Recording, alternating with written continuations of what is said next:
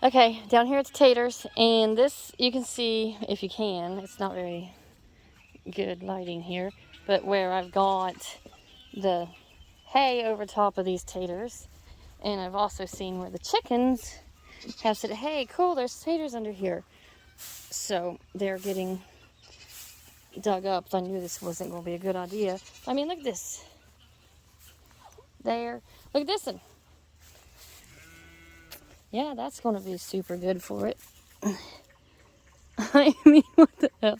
Oh, chickens. They got to get put up. I can't do it. They're going to starve us to death because they're too dumb to realize. Anyhow, enough with the venting on that. I have to go back through and fix some of this here. And then this here is actually one of my tater plants. That was a volunteer. It was left over from last year and come back up. So I clearly missed that one. So I marked it with these here sticks. And I then marked here, I put them Walla Walla onions. See them? They're supposed to be about 6 inches apart. Well, that one there has been pulled up. This one has been pulled up because the bloody chickens think that everything is theirs. Anyhow, where the hay is here is where I've got the experiment going.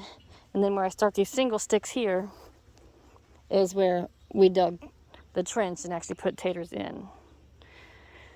So, come down here and show you. This ground is semi-softish, but hoeing ain't easy, just like my shirt says, and it ain't a lie. This here's partial of a trench where I started doing last night and ran out of cut taters. So, okay, anyhow, if you can see, I don't know if you can or not, it's supposed to be, you know, whatever, we usually strive 5-6 inches deep. But, and Cruz already worked this up for me once, but it got filled back in some. But, yeah, so anyhow, all this extra dirt here on the side, I'll cover taters with now, and then when the plants come up, I'll heal them up again. But, got my basket of white seed taters, and let me show you here, see if I can't. Okay, so I got the taters going here, 12 inches apart for bigger taters. Smaller taters will be like 5 or 6 inches apart to get the smaller, like roasting taters for stew and stuff. So I'm going to plant the red ones closer together than I am these here white ones. I don't know where my stick went, you know, true Sarah nature here. But yeah, so anyhow, pull my taters out of my basket here. I get all them planted. I'll fix that, I promise. But yeah, so anyhow, you see, got taters placed out about every 12 inches or so. Eyes going up.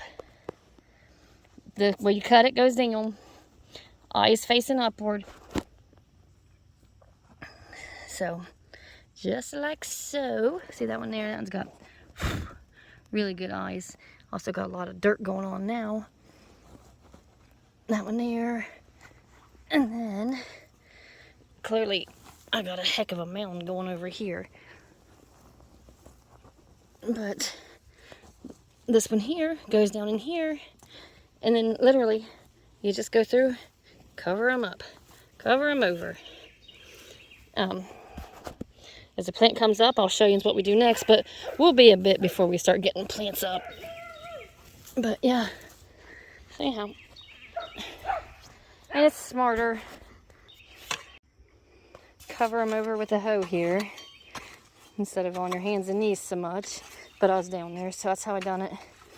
Anyhow, and that is as simple as that. Planting taters, 12 inches apart in a trench, covered with soil, eyes up for bigger taters. So let's hope for a bigger tater harvest this year. Oh my gosh. This dog, I'm telling you what. She needs to at least get phased. But this is what I get to listen to everywhere I go, is a dog barking and carrying on.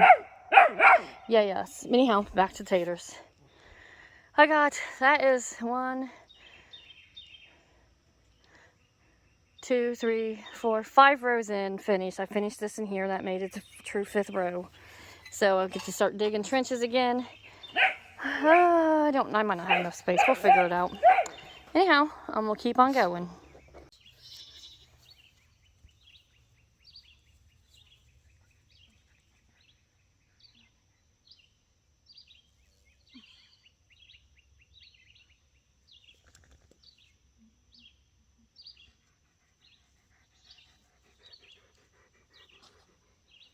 This basket will probably do, I don't know, we'll say roughly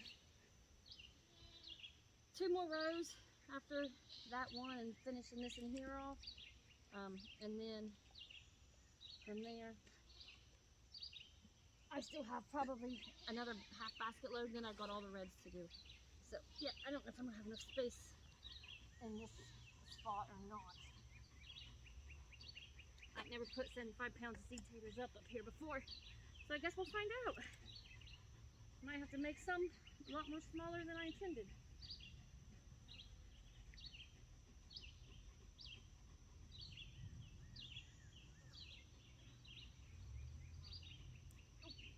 Oh, I'm stuck.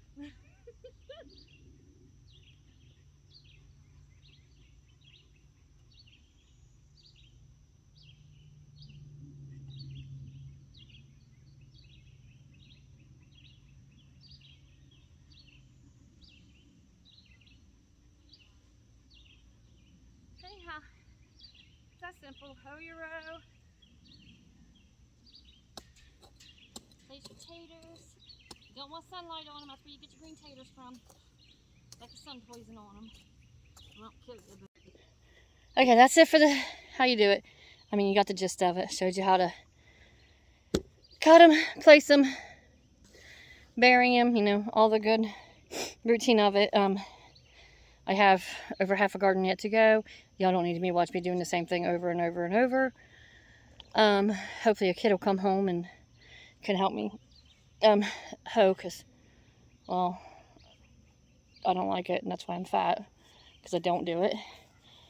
Anyhow, when it's time to start healing them and checking on them and stuff, I'll do another video and show you what they're looking like coming up and how we heal, and we'll also do another check-in on the ones that's in the hay, just because I have absolutely no idea what's going to happen with those, and I am very curious to see. So I guess that's it for now.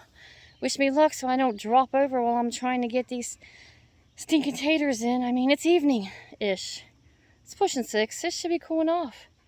I said I'm sweating to death here. So anyhow, that'll be it for now. Thank y'all.